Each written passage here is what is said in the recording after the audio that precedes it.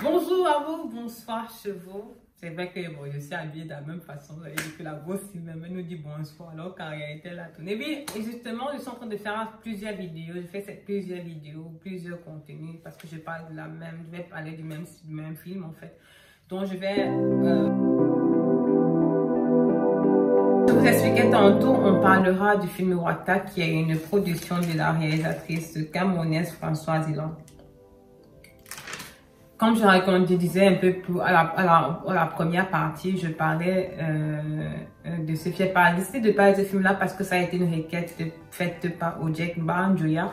Comme je dis tantôt, si vous aussi vous souhaitez que je recense des séries télé, vous souhaitez que je recense spécifiques ou bien des films spécifiques ou bien un épisode spécifique, partagez avec moi votre choix dans les commentaires, mais surtout mettez-moi le lien de cette série là que je puisse la regarder sans avoir trop cherché, parce que c'est assez difficile de trouver certains films camerounais.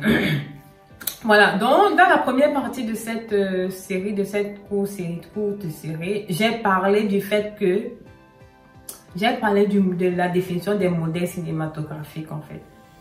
Des modèles cinématographiques qui existent dans le monde et des critères de définition de ces modèles cinématographiques.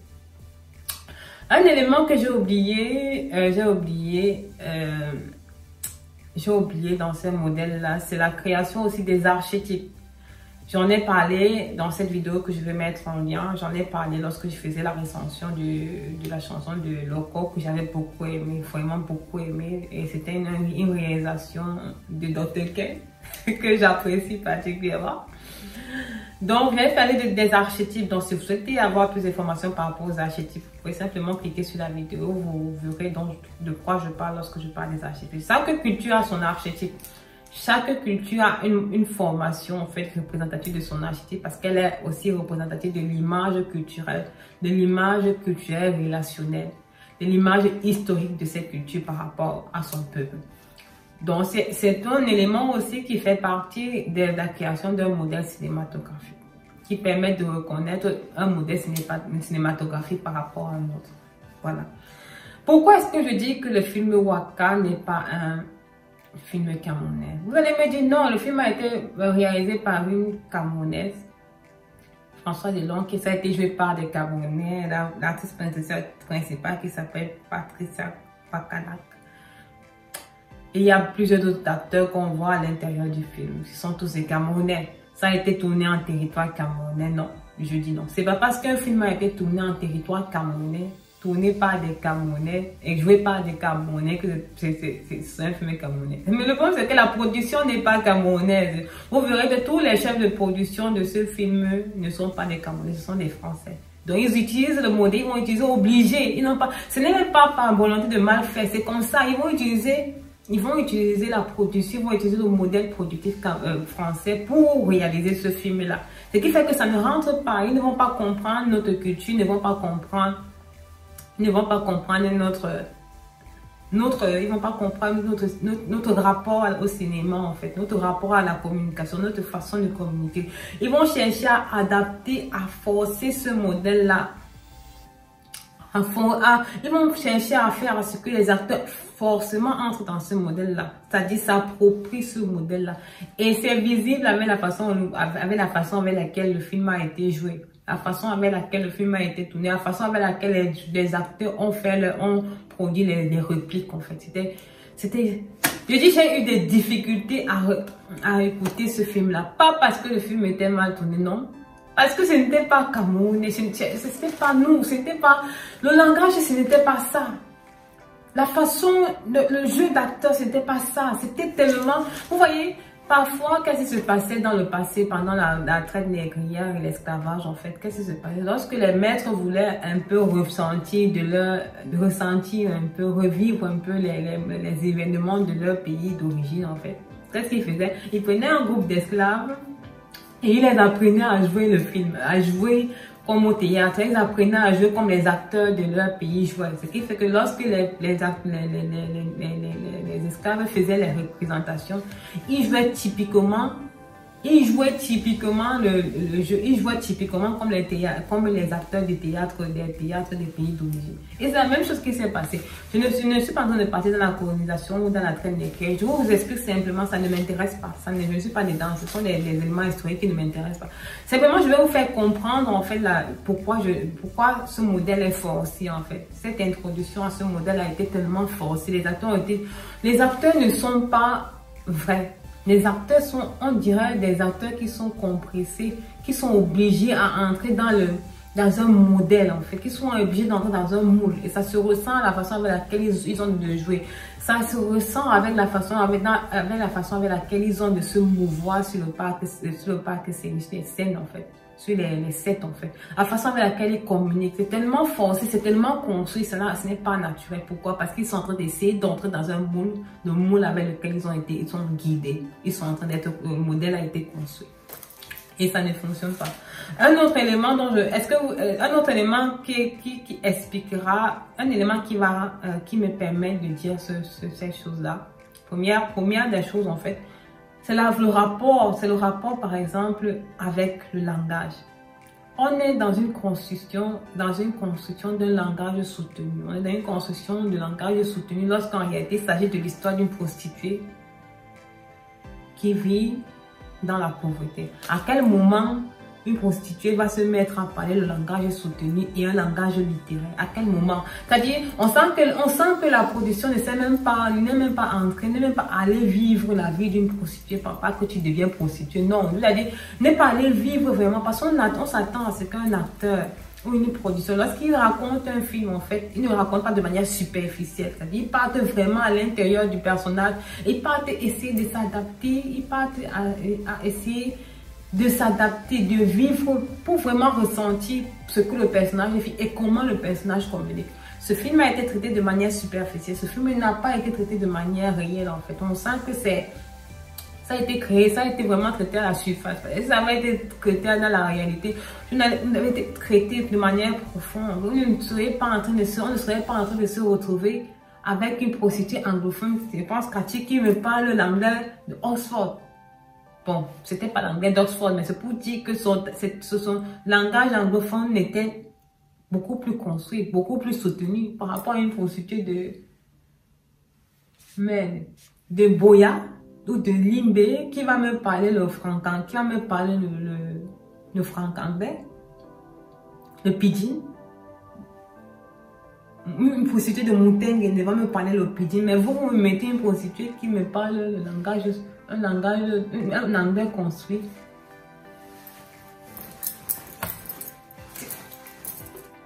Ça, c'est la première chose. C'est la première chose que lorsque j'ai écouté le film, j'ai vu le film, j'ai dit que c'était pour moi. C'est que, comme j'ai dit, le film a été très bien tourné. Il n'y a rien à dire dessus du point de vue de la production. Le problème, c'est quoi? C'est que psychologiquement, il y a ça choque. Ça choque, ça ne fonctionne pas parce qu'on voit des acteurs qui essaient de te mouler à l'intérieur. Qui essaient de se mouler à l'intérieur d'un modèle, un modèle qui n'est pas le leur. Dans une culture qui n'est pas la leur. Ça ne fonctionne pas. C'est pas parce qu'un film, comme je disais au début, c'est pas parce qu'un film a été tourné au Cameroun par des Camerounais et joué par des Camerounais que c'est un film camerounais. Non, c'est pas un film camerounais. Jamais, ce n'est pas un film camerounais. Deuxième chose dont j'aimerais parler, c'est le fait que deuxième chose, tellement écrit des choses en fait. Tellement écrit des choses. La deuxième chose dont j'aimerais parler, la troisième chose, parce que j'ai parlé de la retenue, de la superficialité, la mauvaise adaptation. Ce film, en fait, est un film, l'histoire, en fait, je vous ai raconté l'histoire de ce film. L'histoire est pâle, sans... Je veux dire, l'histoire n'est pas racontée comme une histoire vécue. C'est raconté et traité de manière superficielle. Ça, je l'ai déjà dit. Pour la simple et bonne raison que c'est une histoire racontée de telle enseigne qu'on peut retrouver la même histoire partout. Il y a beaucoup de femmes prostituées dans ce monde. La prostitution est le premier métier du monde. Enfin, vraiment un métier qui paye et qui va exister jusqu'à la fin des temps.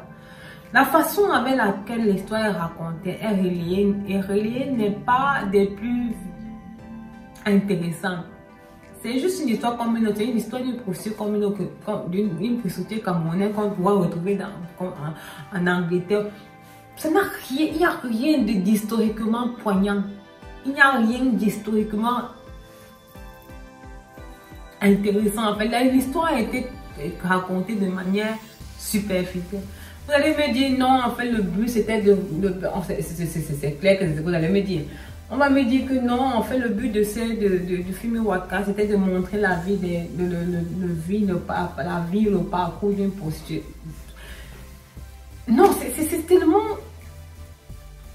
insipide en fait. Il n'y a rien. Je m'attendrai à ce que vous me racontiez une histoire qui soit typiquement typique de la culture camerounaise. Ok, vous voulez parler des prostituées camerounaises, comment elles deviennent prostituées, du pourquoi elles deviennent prostituées. Mais pourquoi vous ne parlez pas du fait du rapport de la prostitution à la sorcellerie? Parce que c'est ça en fait, c'est ça qui fait que ce film-là devient un film spécifique, ça se rapporte vraiment à la culture camerounaise. C'est ça en fait qui se fait à ce que ce film-là devient réel en fait, qu'il soit vraiment une vraie association. C'est à ce moment-là qu'on va trouver le rapport à la culture camerounaise. C'est à ce moment-là qu'on va trouver le rapport à la structure camerounaise, en fait, à la culture camerounaise. En fait, je ne sais pas si je me suis répétée, à la culture camerounaise en fait. Pas à me raconter une histoire platonique. Amen, pour moi c'était... On peut faire mieux en fait. Mais après, comme j'ai dit, ce sont des films festivaliers, donc c'est compréhensible cette façon de raconter. C'est pas, comme je disais, ce n'est pas orienté vers le country branding, ce n'est pas orienté vers le marketing du Cameroun, ce n'est pas orienté dans le but de mettre en avant la culture camerounaise. Non, c'est simplement pour... C'était juste ça, a été tourné juste comme ça, dans le but de le montrer dans les festivals. Et c'est sûr que ce film aura gagné beaucoup de prix. Le plus important, c'est quand vous connaissez la vision du réalisateur, quand vous savez où le réalisateur, le pourquoi du réalisateur lorsqu'il crée un film, vous comprenez automatiquement comment le film a été monté, pourquoi il a été monté. Lorsqu'un film est festivalier, comme c'est le cas dans ce deux cas de figure, il y a très peu de détails constructifs culturels à l'intérieur. Et c'est le cas dans ce film-là. C'est pour ça que moi, je n'ai pas particulièrement apprécié. Le film en lui-même, il est beau, hein? C'est un très bon film, mais pour les gens qui veulent, pour les festivals. Mais un film, mais pour... Moi, pour la culture camerounaise, non, ça n'apporte absolument rien, ça n'ajoute rien, ça n'a rien de... C'est-à-dire, donc ça que je dis, c'est une question de vision. Lorsque vous connaissez la vision du réalisateur, vous comprenez pourquoi le film a été tourné. Moi, particulièrement, je n'ai pas apprécié ce film. Je ne suis pas impartial dans ce film. Pourquoi? Parce que moi, mon but dans ces recensions, c'est de faire comprendre aux réalisateurs que le cinéma permet de vendre notre culture. Le cinéma permet et sera même l'élément essentiel pour changer les mentalités par rapport à l'image actuelle du pays, mais surtout pour apporter plus d'opportunités, que ce soit touristique, que ce soit touristique, que ce soit économique à l'extérieur, au pays. Bon, si moi, ça c'est ma vision, mais pour le réalisateur, son but sincèrement de faire de passer dans les festivals et de faire connaître son film et de réaliser des films pour que les gens puissent apprécier ça et qu'on puisse reconnaître, participer, je vais dire plutôt participer, parce que je ne peux pas dire que pour qu'on puisse connaître la culture camerounaise à les festivals, non. C'est pas possible en fait. Ça, ce genre de film n'a pas été créé dans le but de connaître. Des films qui sont créés dans le but de faire connaître la culture camerounaise, ce sont les films de Mitumba. Les films, les séries que Mitumba crée, les Mitumba et consorts, les réalisateurs camerounais là, de chez nous la créent. Oui, ces films-là, c'est vrai que je les critique tous les jours, c'est vrai que je ne suis pas d'accord avec leur modèle de production, mais c'est ces films-là qui vont permettre de connaître la culture camerounaise. Ces réalisateurs-là qui vont permettre de connaître la culture camerounaise, veut ou veut pas. C'est ces réalisateurs-là qui vont permettre. C'est pour ça que je suis derrière eux tout le temps lorsqu'ils font des productions, parce que c'est grâce à eux qu'on pourra changer les choses plus tard. C'est grâce à eux qu'on aura une autre lecture. En fait du paysage camerounais audiovisuel. Voilà, c'est pour ça. Et pour ça que je suis derrière les Dr. Ken Stéphane. Je suis toujours en train de parler de leur travail. Pourquoi? Parce que c'est grâce à eux. C'est pas grâce à ces films festivaliers. Ok. Donc, une autre chose dont je voudrais parler, le jeu d'acteur. Merde. Donc là m'a choqué. acteur qui m'a particulièrement marqué dans le film là, c'est Luc. Donc le gars même, il est entré dans le corps, il est entré dans, c'est-à-dire c'est un noir, c'était un blanc à la peau noire. C'est-à-dire, de toute façon, il a joué son rôle de Marc là, tu avais l'impression de te retrouver tu avais l'impression de te retrouver avec un acteur proxénète français. Cette manie-là, ben c'est l'orientation cinématographique, c'est l'orientation de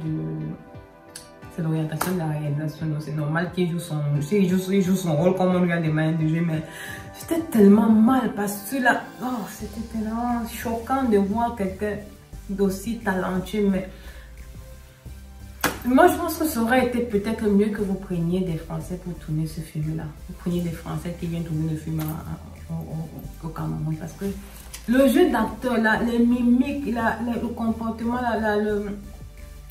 le jeu corporel, la présentation, l'impostation corporelle, tout ça de cet acteur-là était typiquement des proxénètes français. Donc c'est pour dire qu'il n'y a pas de proxénètes camerounais. C'est-à-dire, il est venu, c'était pas possible. Pour moi, c'était un psychologique. J'ai des difficultés. J'ai fait le film là en 3 jours. Je n'arrivais pas à voir le film là. Je n'arrivais pas. Je vous invite à aller voir le film là. Pour moi, c'était choquant. Qu'on peut se modeler, on peut faire ça, se modeler autant à une culture, se modeler autant à un temple, autant à une culture pour jouer dans un film qui représente une autre culture. Non, mais c'était choquant. Moi, j'ai eu des difficultés. C'est la même chose, vos pères. Patricia Bacala. Vous allez me dire, ils ont vécu, ils ont grandi, ils ont grandi en France. Ça ne veut rien dire. Tu restes camerounais. Et puis, je dirais, bon, c'est l'orientation de la réalisation, il n'y a pas grand chose à dire. C'est l'orientation de moi, particulièrement, je ne sais pas. Est-ce que vous vous rendez compte que dans ce film, le seul élément camerounais à l'intérieur, le seul élément qui ramène à la culture camerounaise, ce sont les figurants. Ce sont les figurants. Ce sont eux seuls qui, dans leur façon de se comporter, lorsqu'ils ont formé l'attroupement, qui ont ramené à un seul moment, qui ont ramené à la culture camerounaise. Mais sinon, non, c'était... Et le pays où ça a été tourné. Mais sinon, les acteurs, c'était des Camerounais. Non. It's enough for me. Like, serious. It's enough for me. La dernière chose dont je souhaiterais parler, ce sont ce que je vais dire, l'acculturation, l'appropriation culturelle. Merde. Il y a une partie dans le film là où Luc et Mathilde, je crois que c'est un milieu de film en fait, se rencontrent en plein aqua ou bien en plein, oui je pense que c'était en plein aqua, en plein rue de la joie. Et comme ils étaient déjà rencontrés avant, ils décident de se rencontrer, de réapprendre à se connaître. Le film, la partie qui m'a gagné, c'est quand ils se plaisent en plein carrefour. En plein carrefour, ils dansent. Où c'était la valse. La valse. En plein carrefour, le gars se présente à la fille et danse en plein carrefour. La valse. Le bain, c'est qui est parti où? Le mangambe est parti où? La danse, voilà, la danse savoir est partie où? La basse est partie où? Ou bon, disons même que ce ne sont pas des danses douces en fait. Ok, il n'y a pas de souci, ça ne renvoyait pas à l'image. Mais mieux vous partez même danser, je ne sais pas. Le cha-cha-cha, la salsa, les danses, la valse, en plein carrefour, la valse. Ça c'était... Est-ce que vous étiez obligé de créer la scène là comme ça? Vous prenez, vraiment ça c'était la marque, et ça c'était la limite. Pour moi, je suis restée dépassée. En plein aqua, les gens dansent la valse. Deux Camerounais. Bon, quand tu vois dans ton passé lointain, est-ce que tu peux danser là-bas? Est-ce que toi, fille, et toi, garçon, vous pouvez danser? Une prostituée et il était quoi? Il était au service client de la Cameco. Big up pour le fait qu'ils ont le chapeau bas parce qu'ils ont, bon, ceux qui avaient le partenariat derrière. Est-ce que vous-même, vous les gens, vous qui me regardez, est-ce que vous voulez danser camerounais, vous voulez danser la valse en plein Bonanjo? C'est la chaleur de midi là. Parlons un peu, parlons. Ouais. Pourquoi introduire cet archétype-là? C'est un archétype, c'est un archétype, c'est une image qu'on retrouve en général dans le cinéma français. Pourquoi vous prenez ça, vous mettez dans le cinéma camerounais? On peut faire ça. Oh Dieu. Ce sont ces éléments-là qui me permettent de dire non, je suis désolée. Pour moi, ce n'est pas un film camerounais. Et lorsque vous voyez la fin du film, vous voyez la fin du film, hein, parce que moi j'étais tellement intéressée, impressionnée par la qualité de la production que je voulais voir qui était à la production. Vous voyez que tous les chefs de production en fait sont que des étrangers. C'est qui explique pourquoi ce modèle-là a été utilisé. Simplement. Ce modèle a été utilisé parce que justement au niveau de la production, on a une nation. Donc ils vont répliquer ce qu'ils ont l'habitude de faire. C'est pour ça que je préfère en général seulement recenser les nations, les films camerounais, les réalisateurs, les producteurs camerounais, parce qu'on est encore en train de vouloir former notre modèle. On est encore en pleine construction du modèle camerounais, du modèle cinématographique camerounais. Un peu, on va y arriver, mais il faut qu'ils sachent comment ce modèle-là est créé pour qu'on puisse évoluer, pour qu'on puisse être une nation forte dans le cinéma. Voilà, ça c'était la deuxième.